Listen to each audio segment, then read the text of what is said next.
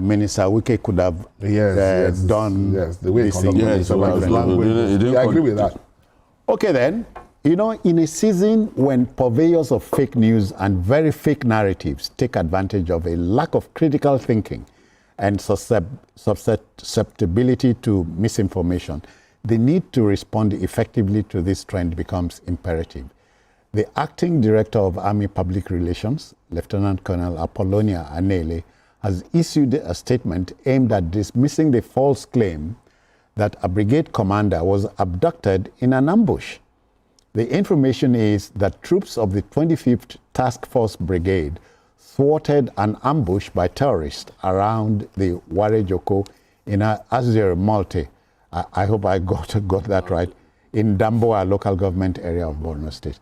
Now, the brigade commander, Brigadier General Muba, reinforced by members of the civilian JTF, Joint Task Force, came under fire from the terrorists, but Nigerian troops responded effectively and returned to base. We must correct this. Yes, I agree.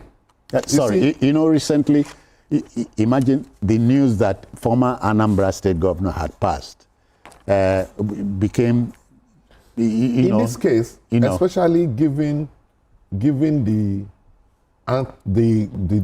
decision of President of the United States to weigh in into our security challenges. Yeah. It is important that people that want to convey news try to be objective to be factual about it. It is unfair for some people, from officers, to put their life at stake in defending us or in defending the Nigerian state, and then you now add fake news to it. That is unfair. It is not uncommon in a theater of war for an ambush to occur. Yes. It is not uncommon. So, yes, there was an ambush, but we have to commend the courage of the commander and his soldiers for them to be able to defeat the terrorists and to be able to, yes, they lost 2 gallant soldiers and 2 civilian JFT. But that shows that, yes, that was a firefight. But they succeeded and going back to base. So instead of commending them, trying to say that the commander was abducted is irresponsible. And we should be careful about the way because we should not discourage those who put their lives on the line to protect us. Because without them, everybody will be at risk. And it's important for us to even though social media has messed up this thing, but even the mainstream press have to make sure that we report facts and try to support the Nigerian facts in this business are secret. Only comment is free. Security. Yes, there is insecurity, but when people are making efforts to do things, we will not try to rubbish what they are doing by saying that a brigade commander was. Mayor, but you recall 9/11. 2001. It took America 10 long years to nail the chief suspect. That's Osama bin Laden. And even till now, they are still on the lookout. Because the problem is that terrorism is different from conventional warfare. That's it. You understand? There's no laid down theater of war. So it's something that is very challenging. Even the United States, as powerful as they are, they will not be able to win. Even when they went to Afghanistan, they could not. They had to leave. They did not win it. They had to live there. So it is not as easy as that. So there are challenges. We agree that there are challenges. And our officers and men are doing their best effort to be able to combat those challenges. But in reporting it, it is important for us not to say things, not to add fake news to it. It makes it terrible for you to say that people that came under fire and they were able to get over it and handle it, and then we now said, they lost and the commander was kidnapped. That's not nice. BQ, and we always talk about cynics here. These are people who couldn't be bothered if this country went to blazes. They don't want good news. Yes. Good news, even when you post good news, that to show that our soldiers are doing well, you see they get disinterested.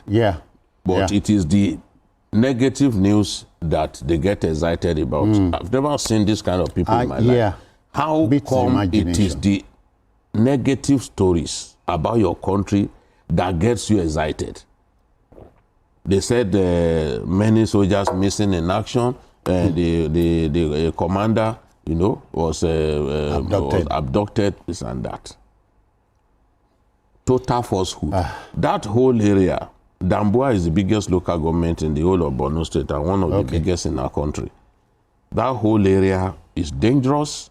We have lost many troops trying to secure that whole area because that place is also connected to the Sambisa forest. All right. So the boys have been killing people for years. Even the highway, Maiduguri Damboa highway. Oh, really? Has been unsafe for years.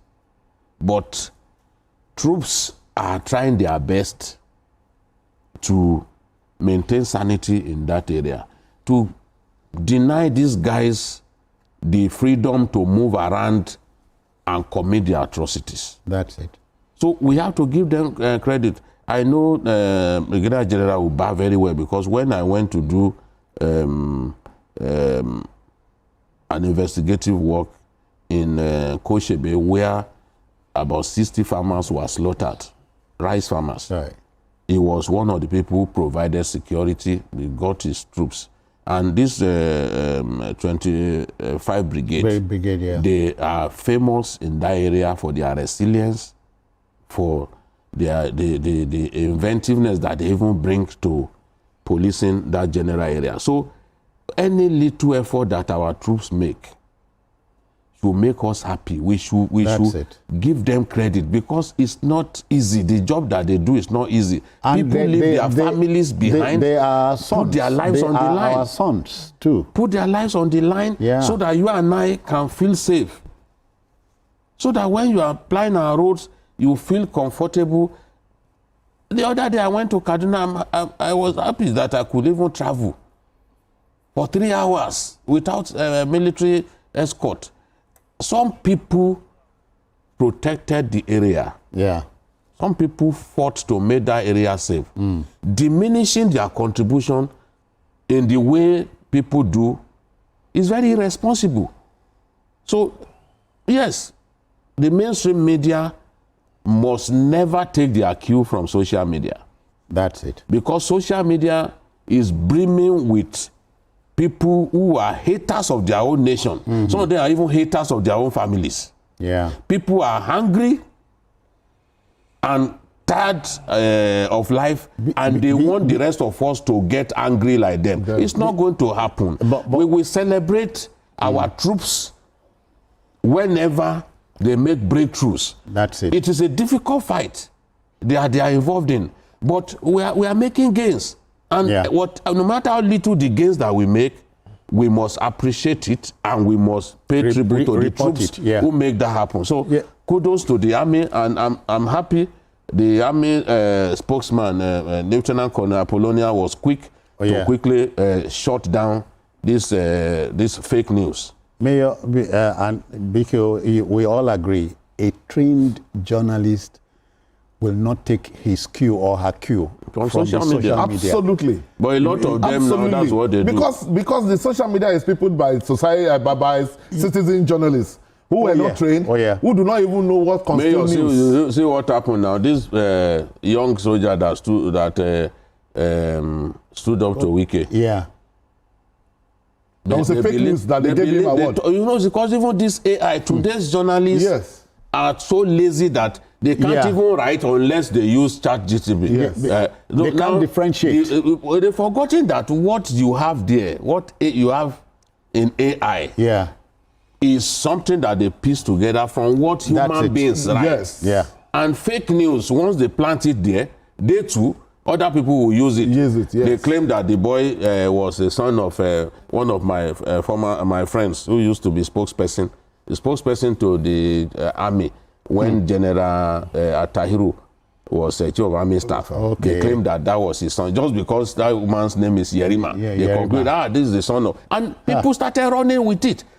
Later they said, he's from Sokoto. They even showed one award that some people gave him award. And they were foolish. The backdrop was showing a different year. They didn't remove it. So that boy, at the end of the day, somebody also claimed that he's from the same local government as the governor of Yobe State. All of these things were not true. Gentlemen, so this thankfully we know better. We know better. All right, we must apply the brakes here, but not before thanking BKO for your intervention. Thank you so much. Mayor, for your mediation. Thank you for having me. Okay, let me explain. At this point, we will be applying the brake for the airing of a 30-minute documentary on achievement of the Economic and Financial Crimes Commission, EFCC, particularly the largest raid ever made by the Commission. That's it on the program today. Join us tomorrow for the regular episode. Kicks off at 5 p.m. But you may watch a repeat broadcast of this particular episode tonight at 11:30. We are also on YouTube at youtube.com/TVC News Nigeria. I am Citizen Jones, and on behalf of the Backroom Boys, I'll say bye-bye for now. Take care.